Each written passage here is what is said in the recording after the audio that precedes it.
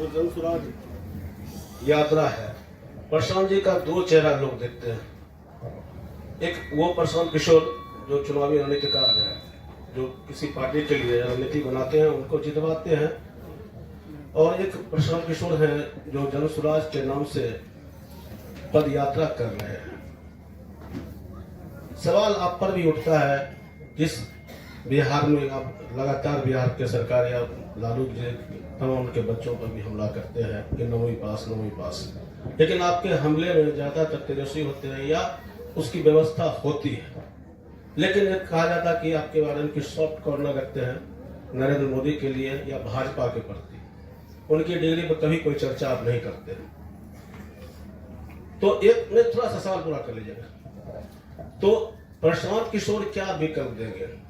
एक तरफ यहाँ आप यात्रा कर रहे हैं, दूसरी तरफ कहा जा रहा है कि आंध्र प्रदेश में या कहीं फिर से आप चुनावी रणनीतिकार के रूप में भी जा रहे हैं। तो दो चेहरे लेके चल रहे हैं, किस प्रशांत किशोर को लोग एक्सेप्ट ज्यादा करें? जनसुराज वाले प्रशांत किशोर को या चुनावी रणनीतिकार प्रशांत किशोर को, जो बिहार में ही नीतीश लालू की सरकार बनाने में रणनीतिकार की भूमिका? मेरे भाई ऐसा है, आप खुद प्रश्न में ही कुछ मुझे ज्यादा कंफ्यूज दिखते हैं।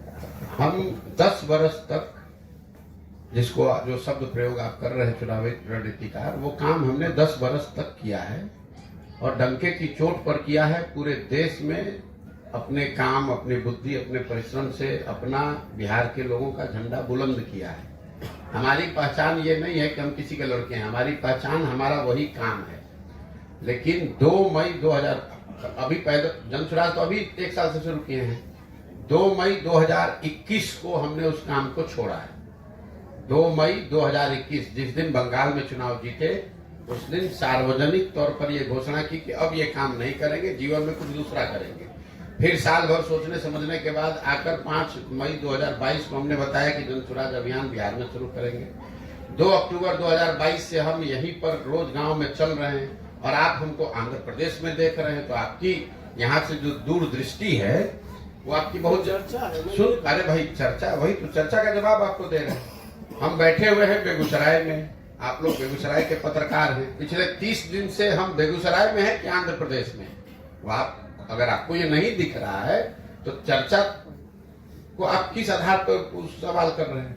दूसरा, आपने सवाल किया कि आप तेजस्वी यादव की डिग्री की बात कर रहे हैं, नरेंद्र मोदी की डिग्री की बात नहीं कर रहे हैं। बिल्कुल ठीक बात है। 2 बातें समझिए, नरेंद्र मोदी की डिग्री 9वां पास की नहीं है। उन्होंने अपना डिग्री सही या गलत देश के सामने रखा कि हमने MA किया है। जब नरेंद्र मोदी की डिग्री पर बात उठी तो उनको भी, प्रधानमंत्री को भी अपना डिग्री दिखाना पड़ा कि भैया हम MA किए हैं, इस सब्जेक्ट में किए हैं, इस कॉलेज से, इस यूनिवर्सिटी से किए हैं। दूसरा जो ज्यादा महत्वपूर्ण है, हम बात कर रहे हैं बिहार की। 2 वर्ष से हम गांव गांव घूम रहे हैं बिहार में, तो अटैक या कोई क्रिटिसिज्म या कोई शिकायत हम केरल के मुख्यमंत्री पर करेंगे।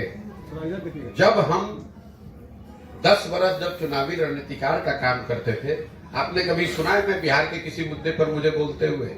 मुझे देश भर के पत्रकार बात करते हैं, मैं उस समय देश के मुद्दे पर बात कर रहा हूँ। जो काम करेंगे उसी पर तो बोलेंगे। हमारा वो स्वभाव नहीं है कि हम बिहार में हैं नहीं और दिल्ली में बैठ के बिहार के विषय पर टिप्पणी करें।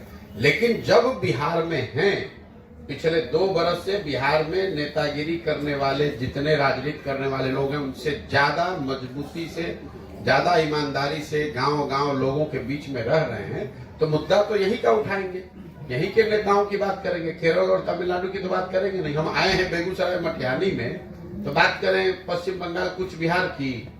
जब बंगाल में काम कर रहे थे तो डंकी की चोट पर बंगाल के बारे में भी कहा। सॉफ्ट कॉर्नर आप हमारे दिमाग के अंदर घुसे हुए। हम यहाँ पर बोल रहे हैं कि तीनों दल के बारे में कह रहे हैं, लेकिन आपको खाली तेजस्वी की बात सुनाई दे रही है। और एक अंतिम बात समझिए, पिछले 32 सालों से यहाँ सरकार के तौर पर मुखिया कौन रहे हैं? लालू रहे हैं, नीतीश रहे हैं। तो अगर बिहार की स्थिति खराब है तो उसकी सबसे बड़ी जिम्मेवारी किसकी है? सबकी जिम्मेवारी, हमारी, आपकी, सारी जनता, सब MLA, मुखिया, सबकी जिम्मेवारी है। लेकिन सबसे बड़ी जिम्मेवारी किसकी है? यहाँ पर जो राज्य का मुखिया, उसी की तो जिम्मेवारी होगी। लालू नीतीश ही तो 35 साल से चला रहे हैं, तो उनको छोड़ दिया जाए?